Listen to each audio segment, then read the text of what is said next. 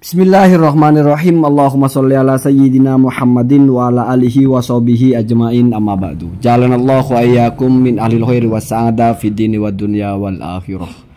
Allahumma aslih bala ummati Muhammadin sallallahu alaihi wasallam fi sa'iril alam khasatan fi Palestin. Amin Allahumma amin. Ada orang yang selalu bertanya-tanya, sebetulnya bukan bertanya tapi protes. Masa cucu Rasulullah nasabnya sahih tapi perilakunya bejat, berzina, membunuh, atau melakukan dosa?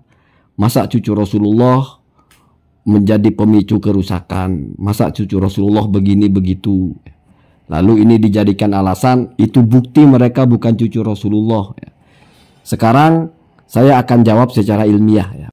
Ilmiah di sini maksudnya adalah bagaimana ulama menjelaskan tentang hal itu. Bukan penalaran kita, bukan kita menerka-nerka, mencocok-cocokkan saja. Perhatikan, saya bacakan kitabnya. Ini adalah kitab Mirqatul Mafatih karya Al-Allama Al-Imam Ali Al-Qori. Beliau sedang mensyarah kumpulan hadis dalam kitab yang berjudul Mishkatul Masabih karya Imam Muhammad bin Abdullah Al-Khatib At-Tabrizi. Jadi ada kitab Mishkatul Masabih, kumpulan hadis-hadis, lalu hadis-hadis itu diberi syarah atau diberi penjabaran oleh Imam Ali Al-Qori. Menjadilah kitab Mirqatul Masabih. Perhatikan. Pada halaman 24 jilid 10 di kitab yang tadi itu ya, kitab Mirqatul Mafatih itu, ada sebuah hadis di nomor hadis 5403. Wa an Abdullah ibni Umar, dari Abdullah ibnu Umar, qala, berkata Abdullah ibnu Umar, kunna, kami, ya. Jadi bercerita bahwa pada waktu itu kami, berarti nggak sendirian ya, bersama beberapa orang, dan duduk indan Nabi sallallahu alaihi wasallam, bersama Rasulullah sallallahu alaihi wasallam ya. Kemudian fadzakaru al-fitnah, maka kemudian Rasulullah itu menyebutkan atau menjelaskan berbagai macam fitan ya. Fitan itu ya bencana, ya musibah ya, di akhir zaman biasanya begitu. Fa'aktsara fi dzikriha, maka Nabi banyak sekali menyebut itu ya, fitnah-fitnah itu. Hatta dzakara, sampai Nabi juga menyebut fitnatal ahlasi, sebuah fitnah yang bernama fitnah ahlas. Faqala qailun, maka bertanya atau berkata seseorang yang berkata, artinya ada yang bertanya, ya bertanya kepada Rasulullah. Wa ma fitnatul ahlas, apa itu fitnah ahlas? Qala, maka Nabi menjawab, hiya harabun wa harabun, itu adalah lari dan perang. Artinya fitnah yang terjadi dalam bentuk berlari, kesulitan, berperang dan sebagainya. Kemudian ini mulai masuk poinnya. Summa fitnatus sarra'i. Nah, ini membacanya itu fitnatun ya. Ya walaupun membaca fitnatan juga boleh ya. Sekarang kita baca fitnatun ya. Summa fitnatus sarra'i. Kemudian fitnah sarra'. Dakhonoha, jadi fathah semua ya. Min tahti qodamai rajulin min ahli baiti. Fitnah sarra' itu asapnya berasal dari min tahti, di bawah kedua kakinya seorang laki-laki, min ahli baiti, dari keturunanku. Ya. Tidak mungkin ahli bait di sini maksudnya adalah yang hidup di zaman Rasulullah. Kenapa? Karena ini fitnah akhir zaman, bukan di masa Rasulullah, begitu ya. Yaz'umu, dia mengaku ya, atau merasa ya, annahu minni, bahwa dia itu dariku, walaysa minni, dan padahal dia bukan dariku. Innama auliyai al-muttaqun, sesungguhnya kekasih-kekasihku hanyalah orang-orang yang bertakwa.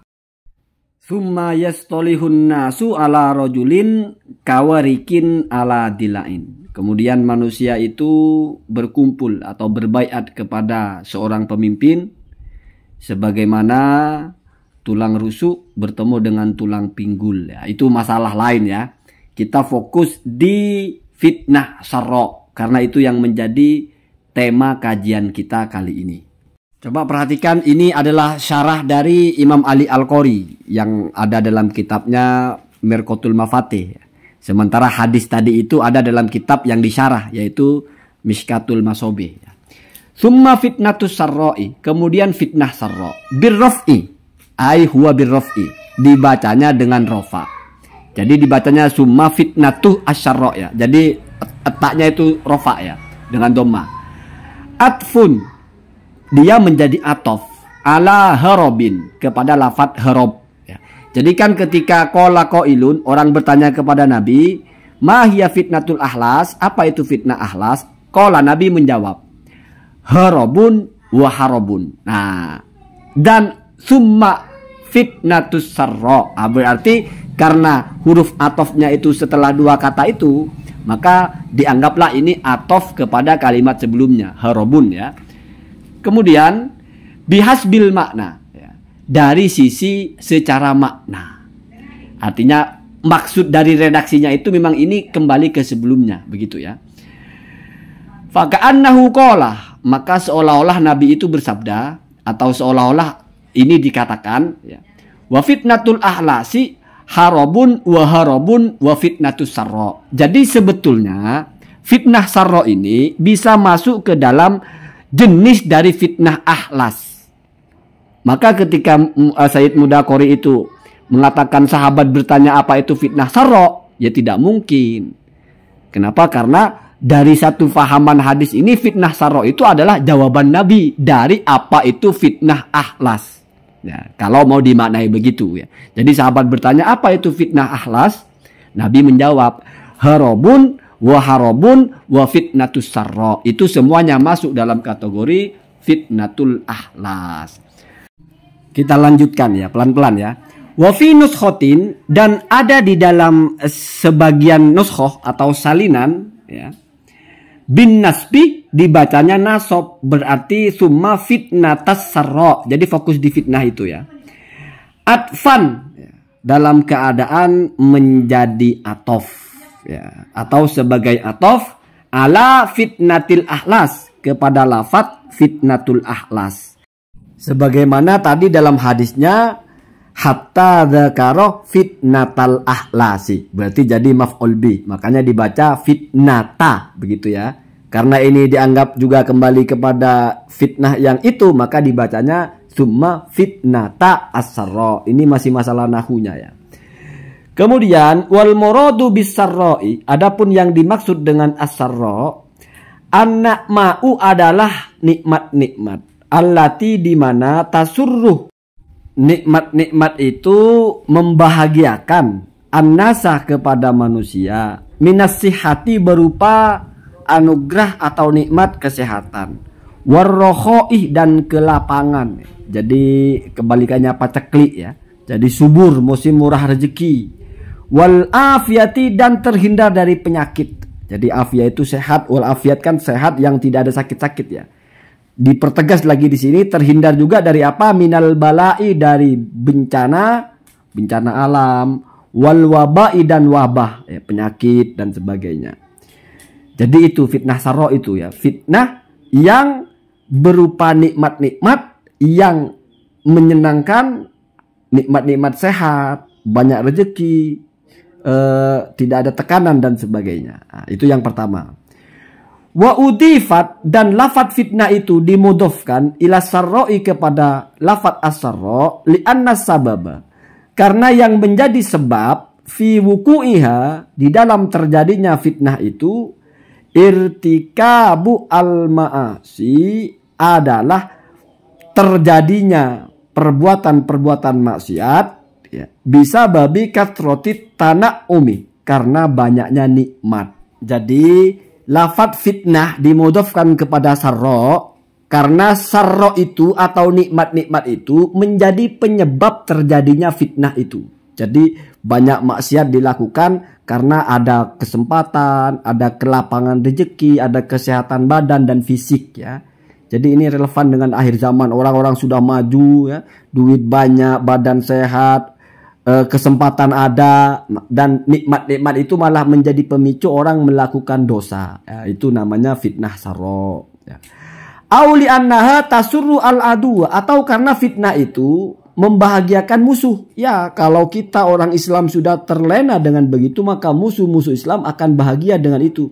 Ya karena orang-orang Islam kalau sudah terlena dengan nikmat-nikmat, sudah terbiasa melakukan kemungkaran karena banyak fasilitas, mulai jauh dari agamanya, maka musuh-musuh Islam akan sangat mudah menghancurkan Islam. Jadi Islam dihancurkan dari orang-orangnya sendiri, begitu ya. Kemudian waqala At-Tawaristi, dan berkata Imam At-Tawaristi rahimahullah, semoga Allah merahmatinya, yuhtamalu ayyakuna, bisa jadi ya.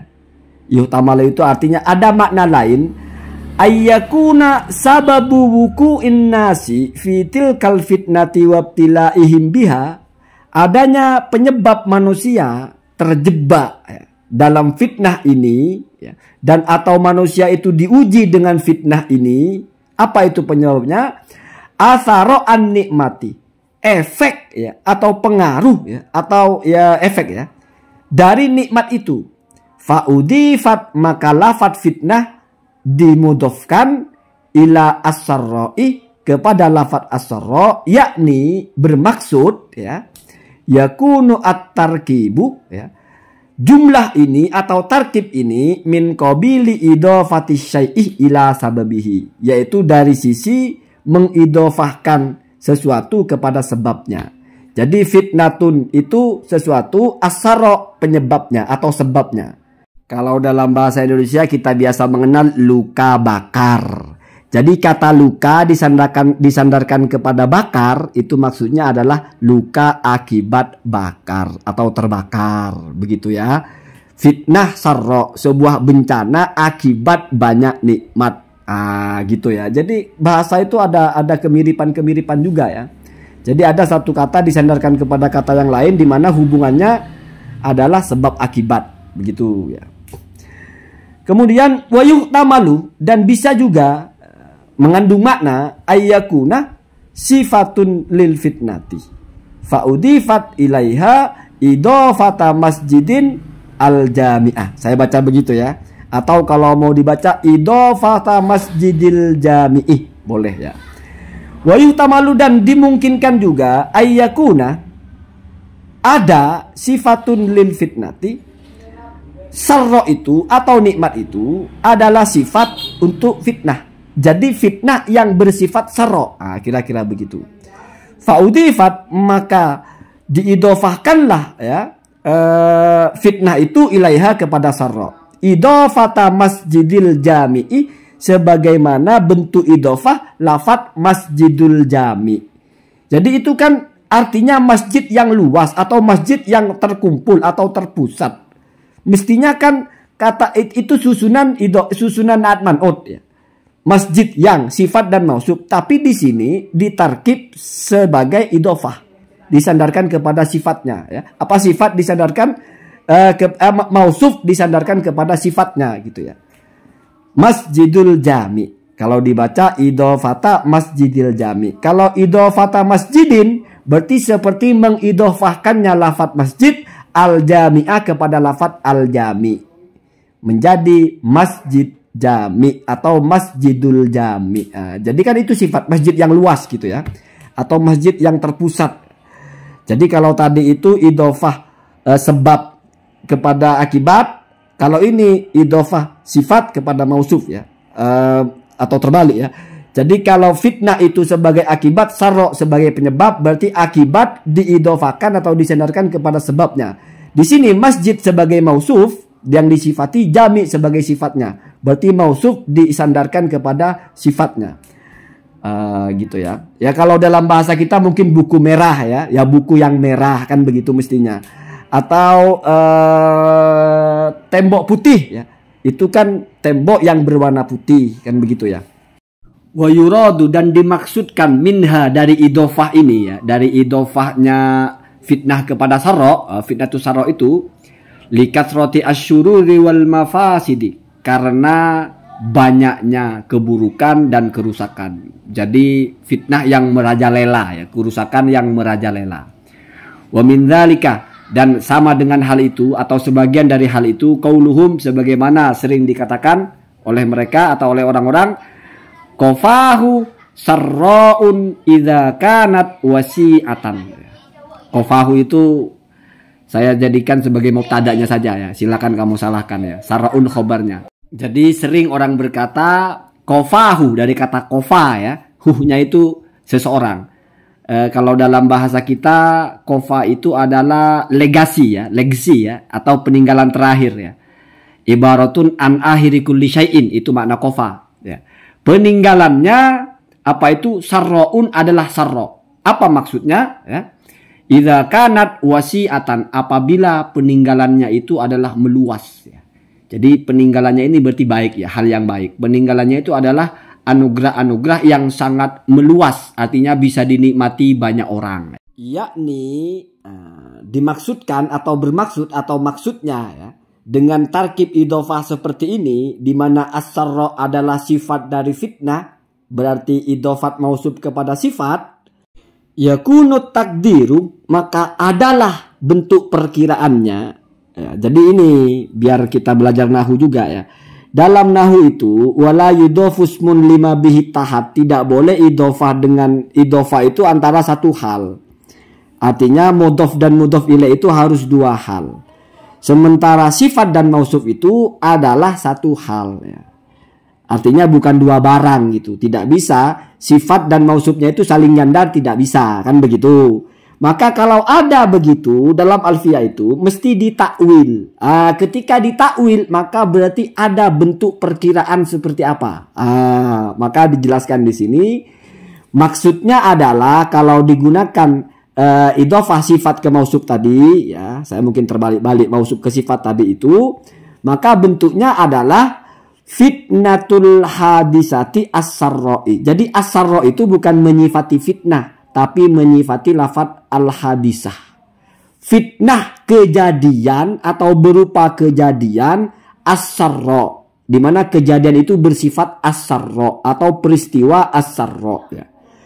Apa itu as-sarra? Ai al-wasi'ah. Maksudnya adalah yang luas ya, menyebar ya.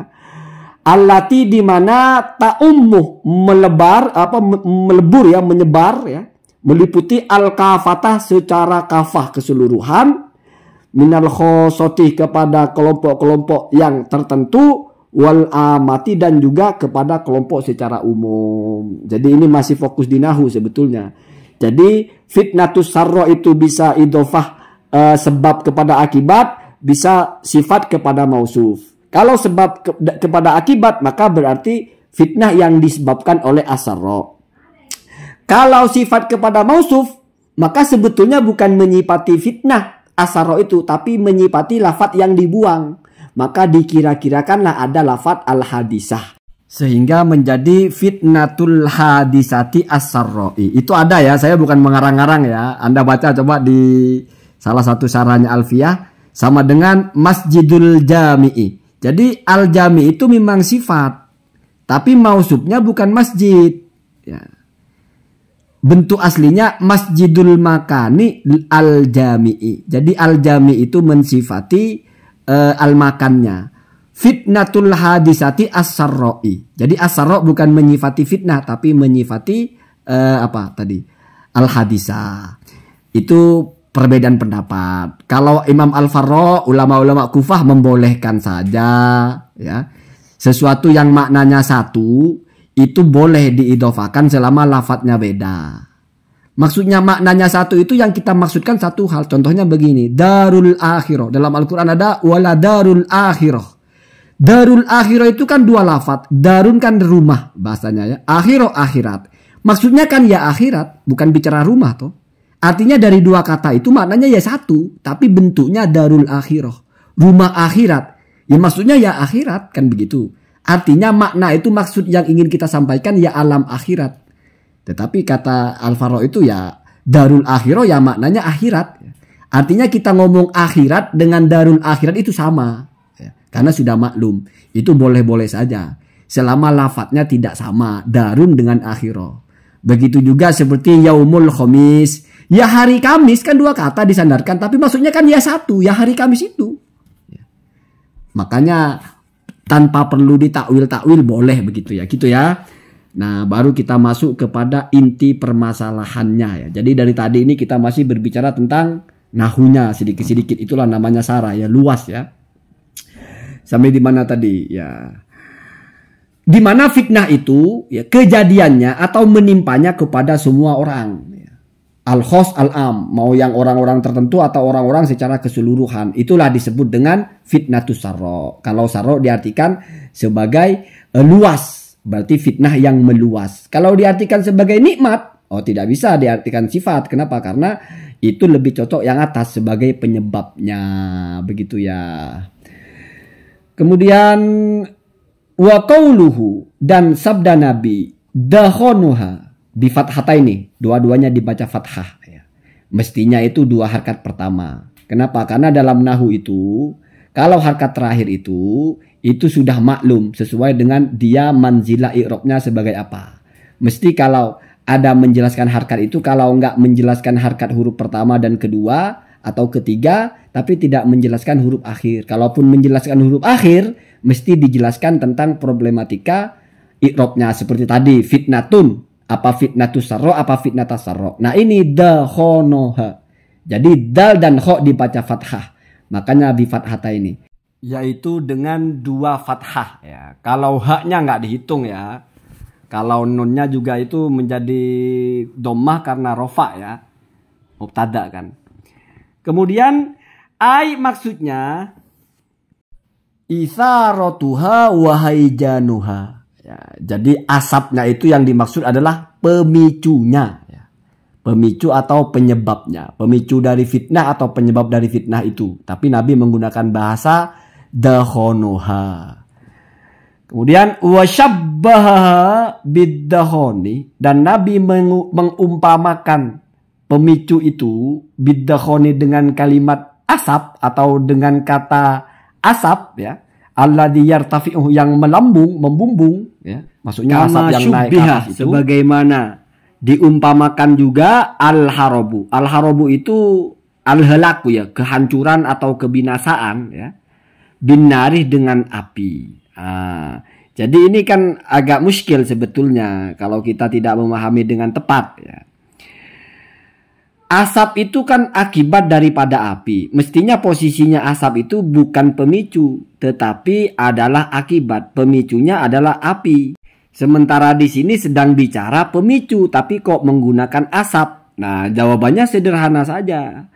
Kalau asapnya keluar dari situ, maka apinya ada di situ. Karena tidak mungkin asap itu keluar terpisah dari apinya. Asapnya berasal itu ya sama dengan apinya berasal. Begitu ya. Karena sebab dan akibat itu, asap dan api itu mesti ada di tempat yang sama. Tidak mungkin ya asapnya di Madura, apinya di Jakarta. Kan begitu ya. Atau kamu bilang bisa jadi kalau sudah jauh, setidaknya ya, pada awalnya asap dan api itu ya bersambung, begitu ya, di tempat yang sama. Karena sesuatu yang berasal itu mesti dari asal, di mana asalnya itu di tempat yang itu gitu. Kalau apinya di Madura, asap kemanapun dia sampai tetap asalnya dari Madura itu, kan begitu kira-kira ya. Maka kemudian relevan di sini bahwa asap itu dimaknai sebagai pemicu. Ya, artinya asap dan apinya lah, begitu ya. Hanya saja di sini yang disebut adalah asapnya, gitu. Baru ini mulai masuk kepada poin dari yang ingin saya sampaikan dari semuanya. Ya, apa itu?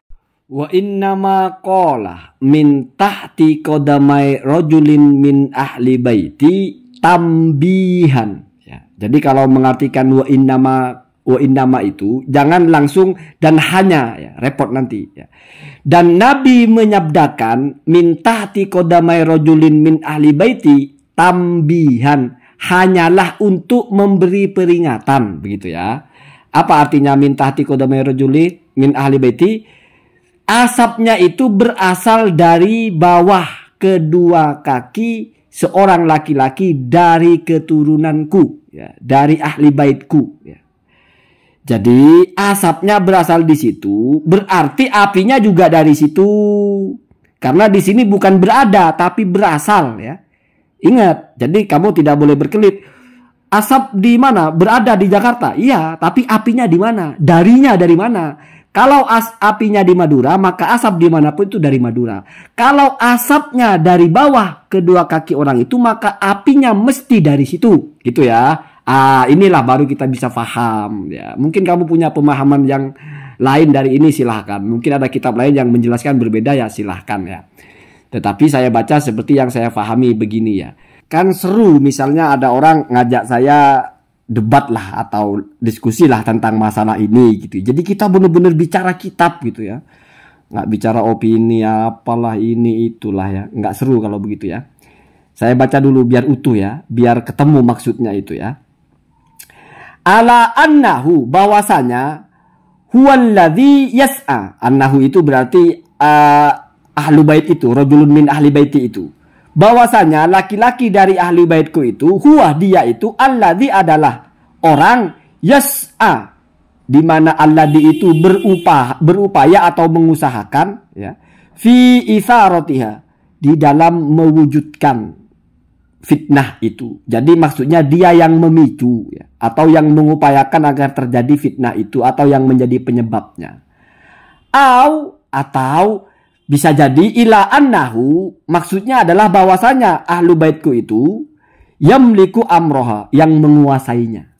Jadi sabda Nabi, dakhonoha min tahti qodamai rojulin min ahli baiti, maksudnya adalah fitnah ini diupayakan, diwujudkan atau dikuasai, dikelola ya, oleh seorang laki-laki dari keturunanku. Jadi ini Pak, bicara tentang Nabi menjelaskan nanti di akhir zaman itu ada keturunannya yang tidak bagus perilakunya. Kenapa tidak bagus perilakunya? Yang menjadi pemicu fitnah sarro. Kalau kamu masih bertanya ada nggak keturunan Nabi yang perilakunya tidak baik? Ya ini Nabi yang menjelaskan kok. Kamu tidak bertanya bagaimana? Kan begitu ya. Kecuali kamu punya sarah hadis yang penjelasannya tidak seperti yang saya maksudkan, silahkan kita berdiskusi ya, atau bantah konten ini. Jadi kamu kalau membantah konten ini, dua saja, kamu membantah bacaan saya atau penjelasan saya, atau kamu membantah kitabnya. Kalau kamu membantah konten saya dalam rangka saya salah menjelaskan, wah saya sangat senang itu ya. Siapa tahu saya benar-benar salah, nanti saya koreksi. Tapi kalau kamu membantah kitab ini, kamu harus punya kitab yang lain. Jangan kitab ini kamu bantah dengan pendapat kamu. Itu sama dengan kamu beli emas 1 kilo dengan duit 1.500 atau mungkin 1.000. Lecek-lecek pula duitnya itu. Duit kusut ya. Kemudian yaz'umu, di mana orang itu merasa annahu, bahwasanya orang itu minni adalah dariku atau merupakan bagian dariku. Ai fil fi'li, maksudnya adalah secara perilaku. Artinya dia merasa perilakunya itu adalah perilaku orang-orang yang ada dalam kelompokku. Begitu ya. Jadi orang itu merasa bersatu dengan Nabi di dalam masalah perilakunya.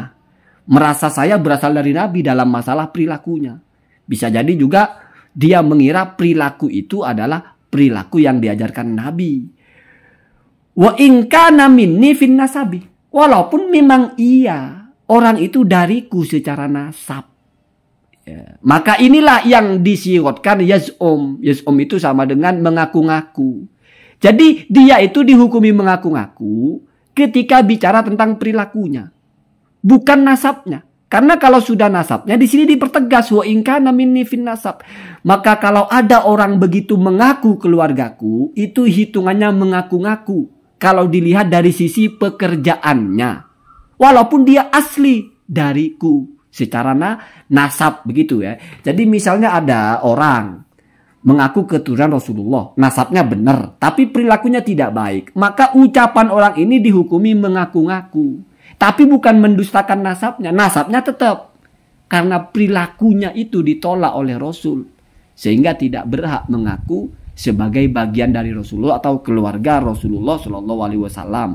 Atau keturunan Rasulullah SAW fil fi'lih ya. Jadi kan kita itu menjadi keluarga Nabi dari dua jalur, bisabab bin nasab. Di sini bahasanya bil fi'li, ai bisababil fi'li. berupa sebab, yaitu perbuatan atau perilaku. Kalau perbuatan kamu tidak ikut Nabi, maka kamu jangan mengaku-ngaku keluarga Nabi, walaupun keturunan Nabi. Begitu bahasa gampangnya. Ya, kenapa? Karena Nabi tidak mengakui sebagai keturunannya, walaupun nasabnya bersambung kepada Nabi, kalau perilakunya tidak sama dengan ajaran Nabi. Makanya walaisah minni. Nah, perhatikan, pertegas lagi di situ ya. Walhasilu, ya, maka kesimpulannya annatil kal fitnata, bahwasanya fitnah itu bisa babihi adalah disebabkan oleh si laki-laki dari keluargaku itu. Wa annahu, dan sesungguhnya laki-laki dari keluargaku itu baisun ala iqamatiha, dia menjadi orang yang terus menunjang atau mendukung atau mensupport untuk membangkitkan fitnah itu. Maka dipertegas walaisah minni, dan bukanlah dia dariku, ai min akhillai, yaitu bukan termasuk dari kekasih-kekasihku. Satu ya. Atau min ahli, ai laisa min ahli. Jadi minni, sabda Rasul dariku yang setelah laisa, itu apa maksudnya? Ada dua pemaknaan ulama. Kekasih-kekasihku, ahilla, atau keluargaku. Jadi walaupun nasabnya ini, jadi yang laisa minni itu orang yang nasabnya nyambung ke Rasul, tetapi ditolak oleh Rasul untuk dianggap sebagai dari Rasul. Nah, di bagian apa ditolaknya? Ya. Fil fi'lih, di dalam pekerjaannya, secara perilaku atau secara sabab gitu ya. Jadi ada orang statusnya sebagai dzurriyyah Nabi secara nasab minni ya, tetapi ditolak oleh Nabi sehingga Nabi mengatakan laisa minni, bukan dariku ya, yaitu orang-orang yang perilakunya seperti itu, perilaku buruk ya. Fil amali, dalam pekerjaan. Li'annahu, karena sesungguhnya orang itu laukana, apabila seandainya ada orang itu min ahli, adalah keluargaku, lam yuhayyij al fitnata, maka dia tidak akan menjadi pemicu fitnah ya, tidak akan menjadi orang yang justru apa bahasanya ya, sebagai pionir atau sebagai orang yang memicu atau membangkitkan fitnah. Wa nadhiruhu, dan yang sama dengan ini, nah begitu kalau dalam kitab ada bahasa nadhirun ya, dan sepadanan dengan ini qauluhu ta'ala adalah firman Allah, innahu laisa min ahlik. Jadi sabda Nabi ketika menolak orang-orang ini sebagai keluarganya sama dengan firman Allah ketika mengatakan kepada Nabi Nuh, innahu, sesungguhnya anak itu ya Nuh ya, wahai Nabi Nuh, anaknya Nabi Nuh kan Kan'an, kita tahu nasabnya nyambung. Tetapi laisa min ahlik, itu firman Allah ya, itu bukan keluargamu. Innahu amalun ghairu sholih, itu perbuatan yang tidak baik. Surat Hud ya. Au laisa min auliya'i fil haqiqah, atau bisa jadi maksudnya adalah mereka itu secara hakikat bukanlah termasuk kekasih-kekasihku, atau secara sebenar-benarnya mereka itu bukanlah kekasih-kekasihku. Kenapa? Karena menjadi pemicu kerusakan. Wa yu'ayyiduhu, dan mengokohkan hal seperti ini atau kesimpulan ini dikokohkan oleh qauluhu, sabda Nabi selanjutnya, innama auliyai almuttaqun. Jadi kalau ingat-ingat, kalau innama begini jangan diartikan hanya dulu, hanyanya nanti di belakang ya. Karena kalau hasr menggunakan innama, yang dihasr itu yang paling belakang. Innama auliyai, sesungguhnya kekasih-kekasihku ya, al-muttaqun adalah hanya orang-orang yang bertakwa. Jadi Nabi itu menegaskan bahwa keluargaku atau kekasihku itu hanyalah orang-orang yang bertakwa. Ini dalam masalah perbuatan, karena ketakwaan adalah faktor eksternal atau aridi ya, faktor luar. Orang bisa pilih, bisa takwa, bisa tidak ya. Jadi ini tidak bicara masalah nasab. Sampai-sampai ada orang yang secara nasab dari Rasulullah tapi tertolak sebagai keluarga Rasulullah ya. Jadi bukan bicara keturunan, karena keturunan itu hitungannya nasab. Keluarga Rasulullah itu hitungannya adalah bisa jadi secara nasab, bisa juga secara perbuatan. Sementara kalau keturunan enggak, mesti nasab. Jadi kalau ada orang mengatakan saya keluarga Rasulullah, sah-sah saja asal dia orang mukmin dan bertakwa, mutakun ya. Tapi kalau orang mengatakan saya keturunan Rasulullah, ya bisa jadi dia orangnya tidak bertakwa.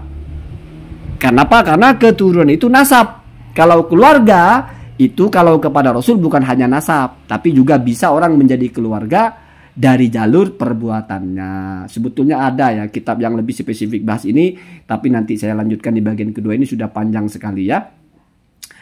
Wa hadza ablagu min hadisi, dan ini lebih tajam atau lebih tinggi dari sebuah hadis, min hadisin, dari sebuah hadis. Apa itu? Alu Muhammadin kullu taqiyin. Keluarganya Nabi Muhammad itu adalah setiap orang yang bertakwa. Kenapa lebih tinggi? Yang pertama, karena di sini Nabi menggunakan aulia, di mana aulia itu ada makna lain, yaitu akhilla, kekasih. Ya, tetapi oleh ulama dimaknai juga sebagai ahli. Tadi kan aulia kan akhilla au ahli. Sementara kalau ahli itu hanya bermakna keluarga. Ya, yang pertama. Yang kedua, alu Muhammadin kullu taqiyin. Ya. Keluarga Nabi Muhammad setiap orang yang bertakwa. Itu kan mencakup secara keseluruhan. Sementara yang kedua, sesungguhnya keluargaku hanyalah yang bertakwa. Itu sama-sama mencakup keseluruhan yang bertakwa. Cuma narasinya lebih balik ya, menggunakan hasr, lebih tajam ya, lebih kokoh ya. Kenapa? Karena hasr itu kadang-kadang untuk taukid juga atau untuk mengokohkan ya. Seperti contohnya kalimat tauhid la ilaha illallah, itu kan hasr ya. Tidak ada Tuhan selain Allah. Bukan hanya Allahu Rabbi saja. Jadi la ilaha illallah itu lebih kuat dari Allahu ilahi atau ilahi Allah dan sebagainya. Kira-kira begitu ya. Kamu percaya tidak percaya silakan. Kalau ada yang ingin mengkoreksi saya dalam masalah ini, saya sangat senang sekali ya. Allahumma hadina hadza sabila.